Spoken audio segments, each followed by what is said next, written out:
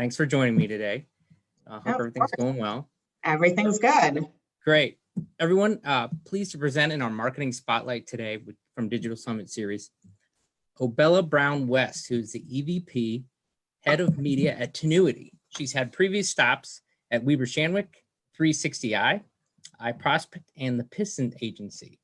So needless to say, she knows her stuff. So excited to have a conversation with her here today. So tell us a little bit about Tinuiti and your role there. Sure. So my role, I oversee our entire media organization at Tinuiti. We are the largest independent performance agency, and that means that we have a lot of tools in our toolkit. So we're Google Premier Partner, strong relationship with Facebook, Amazon Premier Partner. So anything from awareness to loyalty, retention, conversion, e-commerce, social, email, that sits within my purview and that sits within our toolkit. Fantastic. You had a recent session with us at the July Summit. I did. And you talked about, one of the things you mentioned is about the lipstick effect and consumerism being part of the recovery. Basically, you know, the lipstick effect, for those that aren't familiar with the session, it's about spending on small indulgences in times of crisis. Why lipstick? Can you tell us more about that? Yeah, so it actually dates back to the Great Depression, where during that time, of course, it's the Great Depression, people were struggling to even put food on their table, but there were increases of women buying red lipstick. And so the trend has actually continued over time, where post 9/11, there were insane amounts of growth in just the bottom line of revenue for the United States, where we actually, a lot of people don't remember this, but we entered 9/11 with a recession, and in the weeks following that, we were out of that because consumer spending was up. Same thing with the 2008-2009 recession. Although, yes, the world was in a financial crisis, a lot of companies disappeared. Consumers continued to buy in the cosmetic category as well as small indulgence categories.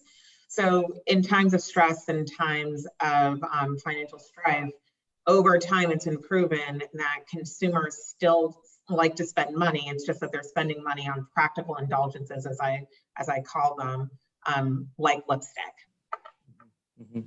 So interesting phenomena there, and we've seen it proven out over time. But in your role with media, and not like the fake news media, we're talking advertising media, right? Yes, advertising. In your role with media, is particularly digital media, are there any signals that a marketer would look for that would prove out this theory? Yeah, so great question, because as I was working on thinking through what COVID was going to do for the lipstick effect and making some predictions, my team actually at Tinuiti, the stimulus check had happened. It came out right before I was publishing my piece with Contagious. And what we actually saw was spending rivaled Black Friday and Cyber Monday. By 20 to 41% were the increases that we saw week over week from a number of our retail clients. So we've definitely already seen that within COVID. A lot of people, everyone knows what we're going through right now, but that stimulus check, people went and spent it, rivaling Black Friday, Cyber Monday, and we've continued to see trends like that over the past couple of months. So the lipstick effect is strong. Yeah, so interesting to build on that. Advising any clients or seeing any particular sectors where maybe they perhaps move their advertising strategy or their funds to say, let's focus on these products. They weren't in our core set of what we were initially trying to sell or move the needle this year, but did you see anyone shift their spending as a result of that? We did. I think a lot of our clients have actually shifted their spending, not necessarily on specific product focus, but they've shifted their spending from offline to online. So a number of our clients had a healthy mix, more so weighted on the offline than the online side. Because of COVID, and because they saw that there was increased consumer confidence with even buying online, a number of our clients actually shifted their spend into digital. So what we were able to do was give them new strategies for how they could maximize across the full consumer journey. So how they could, even if they were shifting away from doing out of home because people were staying at home, how we could replicate that for them online. We were also able to give them recommendations for how they could test into different channels and different levers that they hadn't necessarily pulled yet, because they did end up weighing more of their spend within digital than offline. Yeah, so it's fair to say the companies that have been investing in digital transformation in data-led analytics were prepared for this. They were prepared, but I fully acknowledge not as prepared as they probably wanted to be, but definitely had a leg up from the competition. I think it's taught everyone a lot as far as where there were potential chinks in the armor, if you will, and where they need to improve on their digital transformation roadmap. Yeah, it's good, very good. So does the lipstick effect then particularly affect consumerism, i.e. as in just B2C, or are you seeing these trends also in B2B? And if not, what can B2B companies or marketers take away from that same theory? Yeah, so I got a lot of B2B questions when I was speaking at Digital Summit earlier, and it's happening B2C as well as B2B. So I think for the first time from a B2B perspective, as I was talking to some attendees at Digital Summit, I think there is more of that B2C mindset even in B2B, because we're all going through the same thing. We're all humans in this together. And so from a B2B perspective, that we have seen a number of our B2B clients increase tremendously from a spend perspective, because they know that their audiences are vacillating between B2C as well as B2B mentality. And so they have a captive audience that's online. Let's get that audience wherever they are. And that requires a little bit of an increase on the digital side of the house than they might have done so before. Yeah, interesting. So another question I was wondering around that is, any thoughts about how that could particularly affect another industry, say, where it's hard to shift to products that might be those smaller indulgences, like say travel, right? Mm-hmm. It's a big expense. It takes a commitment for that. And we know a lot of people, we can see from the consumer side, are pushing off, travel to perhaps next year, right? And the way it's affecting that industry. So any signs or any signals that we're seeing in digital media among consumers that are affecting similar industries like travel? Yeah, I think travel's getting hit quite a bit in all forms, right? Airbnb, I talked about this in my session. Airbnb started as a solution to the Great Recession, right? It was a way for people to still travel, but travel more in a more effortless, affordable way. I think that the jury's still out on what's going to happen to the travel industry going forward, but there will definitely be innovation like there was with Airbnb in 2009, 2010 when they launched. I think the travel industry I don't know this for a fact, but if I'm a betting person, behind a lot of closed doors, I'm sure they are looking for ways to continue to scale their offering beyond just having the middle seat open. Right? I think it's going to be ticket prices. It's going to be vacation packages. I've seen myself, just as a consumer, a lot of new incentives and perks behind trying to book early. Right. There are some incentives that some travel companies right now are saying that they'll give you a private jet if you're willing to stay in their hotel and book it for the holidays. So I think you're going to see a lot of innovation coming from the travel industry as they try to get consumers to feel confident again in traveling, but giving them different options of what travel might look like. It might not look like it looked like prior to COVID hitting, but I think we're going to see a lot of innovation there. Yeah, innovation in digital as well. And we're seeing, the shift in a lot of people buying e-commerce, right? With quarantine and COVID, people staying home. And that has put a lot of emphasis on Amazon. It's made their pockets even deeper. One of the things I know that Tinuiti talks about is the trifecta, right? Google, Amazon, and Facebook. Do you see that as a positive or a negative on the advertising industry? Yeah, just the having a triopoly, or how COVID has navigated those three partners. Just the fact that how strong that they've become and how much of the advertising dollars are going to them. And now that we're seeing people stay at home and a lot more digital, they're becoming even stronger, I would think. Like, what does the data look like? And is there fear in the advertising industry, any kind of a shift that's going on because of that? Yeah, I think there's a lot of conversation in the advertising industry right now on how big these companies are getting, right? And how if you are really going to be advertising, it's not really optional whether you're in these three places. If you're going to be a digital marketer, you have to have a strategy for all three. That being said, I think a lot of what is also still happening is there are some newcomers that people get excited about because they are looking for different choices than just being in those three places, right? So TikTok, that's the topic of the day. Everyone's trying to figure out TikTok, especially when you're at home and have nothing else to do with your kid, you're on TikTok. And so the growth of TikTok is growing rapidly as well, regardless of whether they get banned from the United States or not. TikTok is here to stay in some shape or form. You hear a lot of people talking about Snapchat again. You hear a lot of people talking about Twitter. So I think, yes, Facebook, Google, Amazon are massive, and you have to be there if you're going to be a digital marketer. But at the same time, because of COVID and because of people sheltering in place, a lot of these other partners are growing rapidly as well. So I think it will be very interesting to see over the next year. Of course, Amazon, Google, and Facebook are going to be here, but I think it will be more interesting to see how quickly these other digital platforms grow over that time also. Yeah, it's interesting that you mentioned TikTok.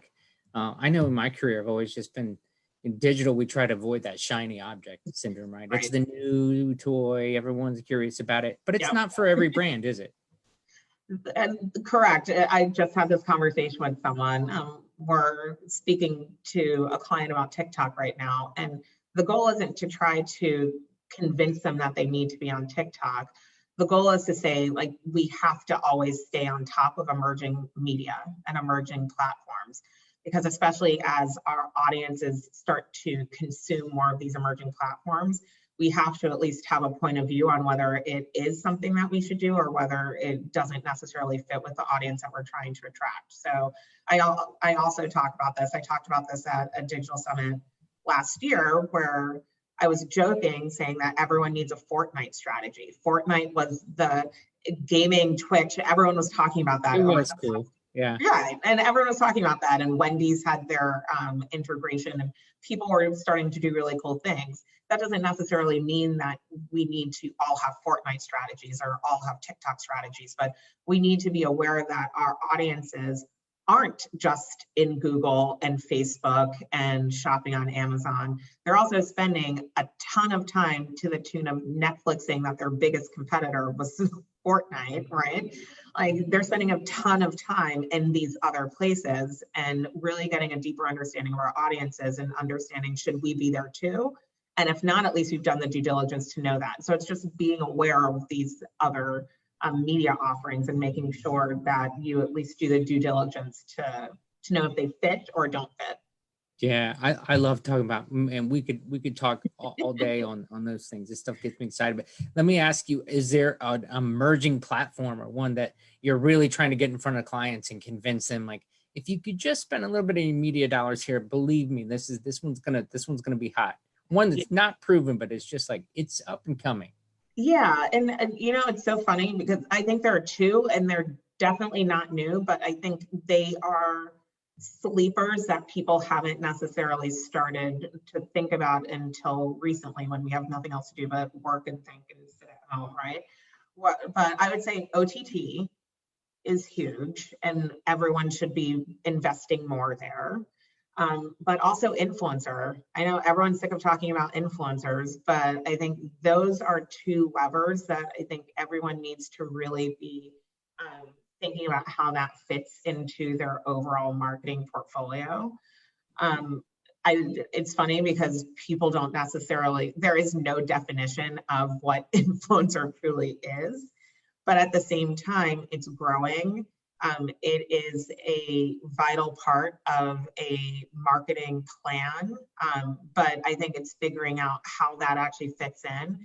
And then also the acknowledgement that OTT isn't just a television buy. It's not an extension of your television buy. You have to actually spend time to get up to speed with the technology, with the strategy to make sure that you're filling that in to a digital program also, and not just thinking of it as an awareness medium that is for television alone. It has a lot of legs and tentacles. So those two, they're not new, but I think that there's a lot more that marketers can be doing in those two areas. Yeah, and given what you said about the lipstick effect and sort of, I dare to call it impulse buying, right? But it's splurging a little bit but on small things, which would seem to fit really well with influencer marketing. I mean, there's a lot of long tail influencer stuff out there where you could match up an influencer to a community or a consumer rather easily, I would think. 100%. When I tell you the amount of just random things I've purchased over the past few months off of an Instagram influencer. So if I'm a test case, people can use that. But yeah, they're influencers for everything. There's influencers for finance. There's influencers for buying lipstick. They're truly influencers and influential people for every topic, every brand under the sun. And it's just something that as people are consuming more content digitally, they might not even realize that they're being influenced. That's where influencer, and of course there are all sorts of rules around that now that they've put in for influencers to disclose, but they could be consuming a piece of Instagram content, they could be consuming a YouTube video, and they have no idea that it's actually a part of a media buy. And so I think that's the aspect that I think brands need to lean into as another. You've done your job well, right? That's exactly right. No, like people have a product in their mind and they have no idea why. It's because it was placed by an influencer video that they were watching. And yeah, I think that there's just a lot there that brands should be thinking about as they're planning for their future media plans. That's great. One final question when we wrap up here. What are some of the hot topics and challenges with your clients right now? COVID is the hot topic. I think everyone is trying to really plan for Q4 and really understand what their Q4 is going to look like. But then 2021 planning also, I think everyone is trying to truly understand, is what they're experiencing now going to be what they are going to be experiencing in 2021 also. And so planning for growth, but also being very modest. As far as specific to media plans, truly a lot of our clients are looking to make up for some of the soft 2020. So really being aggressive and bullish on finding ways to really tie media investment to direct impact. So making sure that the consumer journey is accounted for, but that we're able to actually really show the attribution from awareness into bottom line impact. So digital has always been a measurable channel, but making sure that we're being even more measured to be responsible and squeeze out all of the dollars and that are the ROI that we can is insanely important to clients right now. Yeah, that's great. That's great. And I'm sure you guys, I don't know if you have a lot of retail clients, but it's getting close to that retail season and that holidays, and yes. Especially from media planning, you got to start baking those plans. Yeah, absolutely. And they're starting early this year for sure. I'll bet. Yeah, everyone's looking for something to look forward to, right? Absolutely. Yeah. Absolutely. Well, it's been a pleasure. We're going to go ahead and wrap this up. We try not to keep these too long. Obele Brown-West from Tinuiti, sorry. Appreciate the time. Let's try that again. Obele Brown-West from Tinuiti. Yeah. Appreciate the time. Been awesome. Loved your answers, and hopefully we see you again at a Digital Summit. Yes, absolutely. Thanks everyone for watching.